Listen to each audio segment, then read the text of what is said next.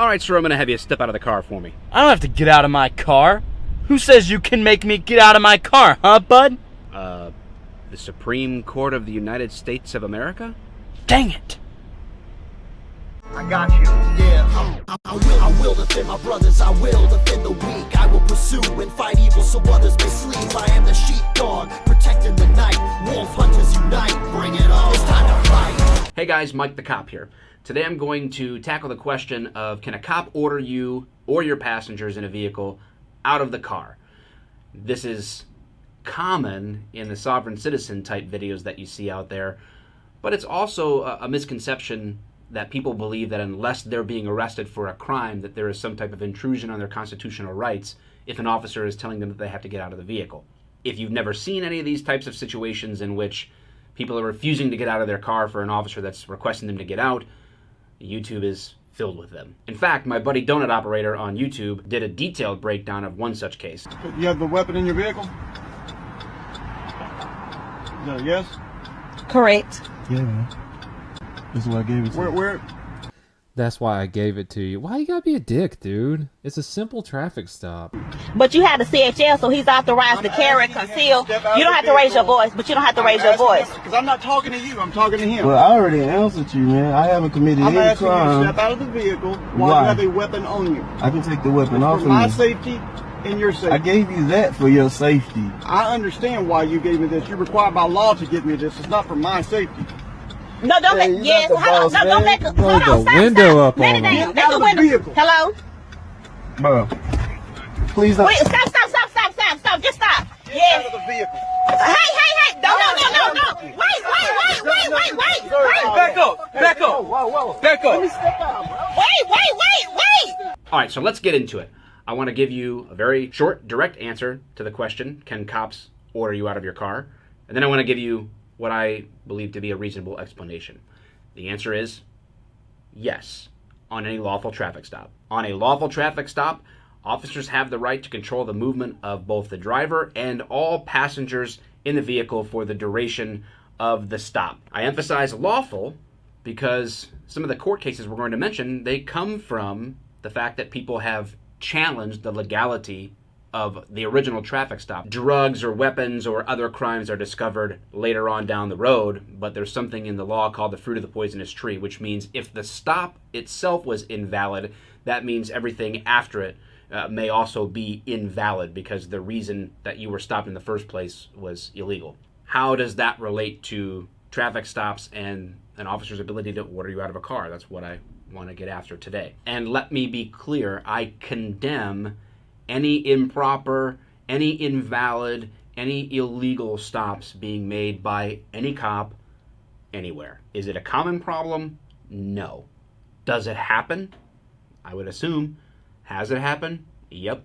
A lot of people tell me on every video that I have to call out bad cops. Listen, the reality is that most are not bad, and my focus is on explaining things from a cop's perspective and trying to build some transparency between law enforcement and people who are watching these videos. So you can like that or not like that.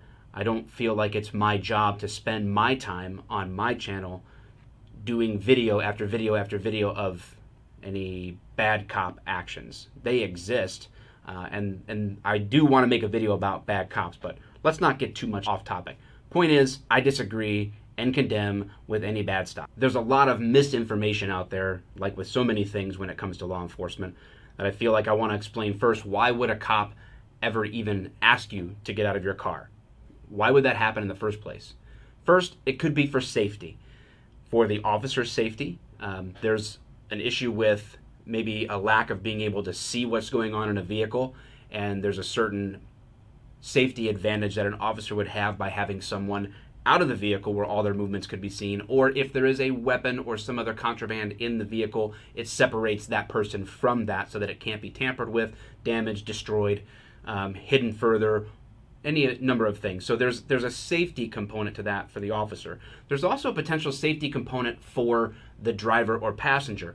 Certain stretches of roads, certain situations in which that traffic stop is being made, it may actually be safer for everyone to be out of the vehicles, out of the roadway, in the event that someone strikes that rear of the patrol car or the vehicle that was pulled over, or both. There's a lot of dangerous potential on the side of road.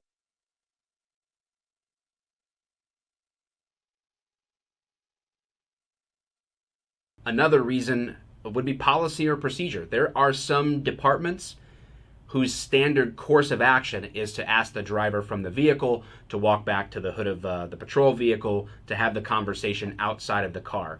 That could be because they feel that they're trying to make it more personable, more on the same level, like I'm not an officer standing above you talking down to you, I'm getting you out and we're speaking person to person.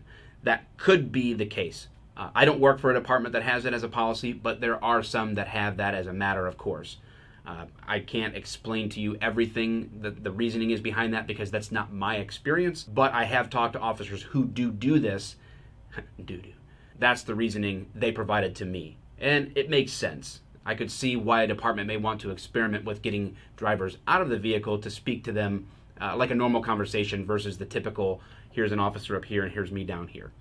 I can understand that. And another reason is that there is some type of probable cause or reasonable suspicion that a crime has occurred or is occurring, and that may be a step in the investigation. That is a really broad statement because there's so many different possible scenarios with that, but that is a reason cops could ask you out of the car. Now, just because you're out of the car doesn't mean that you've given up all of your constitutional rights. Can the cop pat you down after that? What can be done while you're out of the car?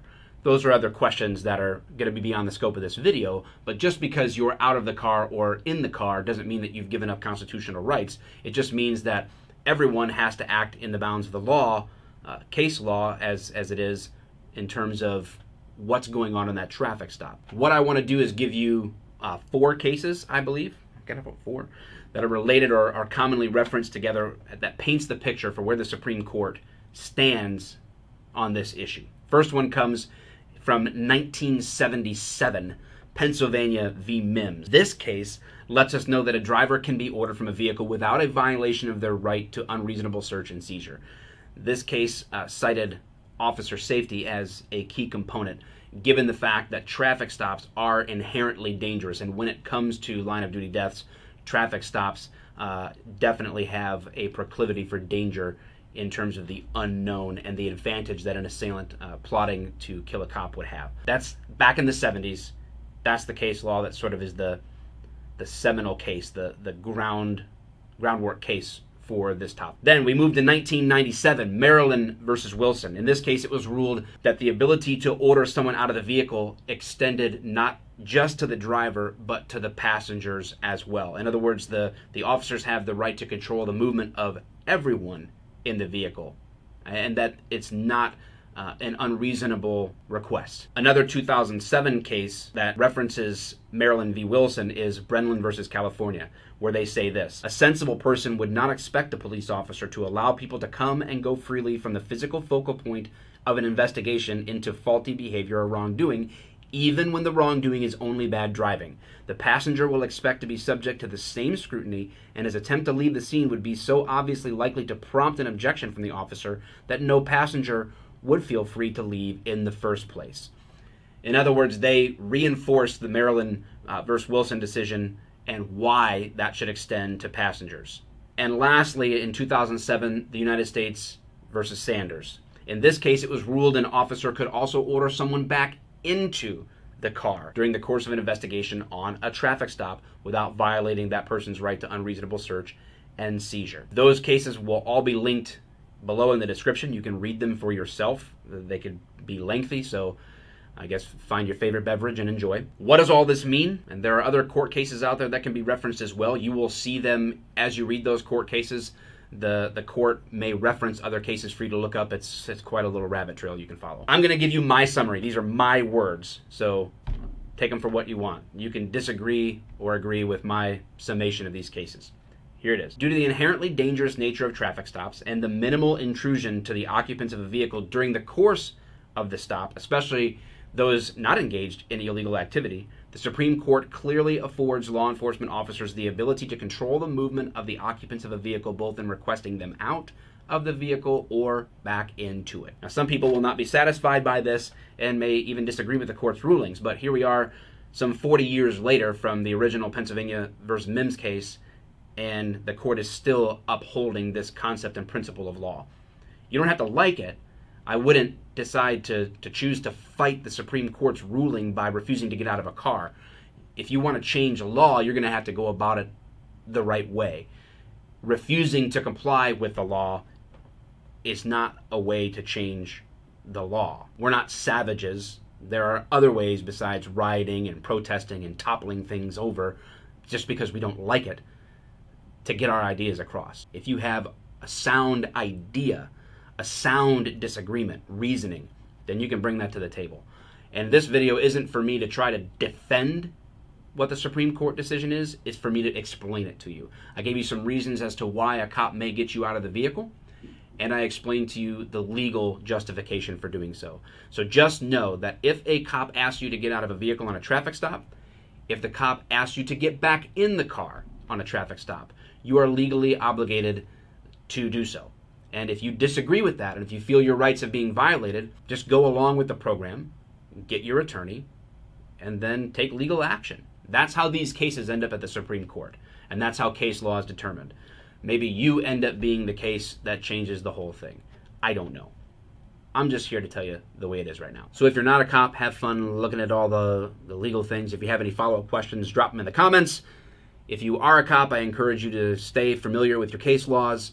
That way you can have intelligent conversations not only with the people you interact with, but with defense attorneys and prosecuting attorneys, because nothing is better when a defense attorney comes to court and you have a sit down with them and you're able to articulate and discuss case law. They love that. Until next time. Hey guys, thanks so much for watching. Make sure you subscribe and hit the notification button for my channel. If you want to find me off of YouTube, you can always add me on Snapchat, follow me on Instagram or Twitter, like my Facebook page, and if you really like me, you can also check out my store or my Patreon page.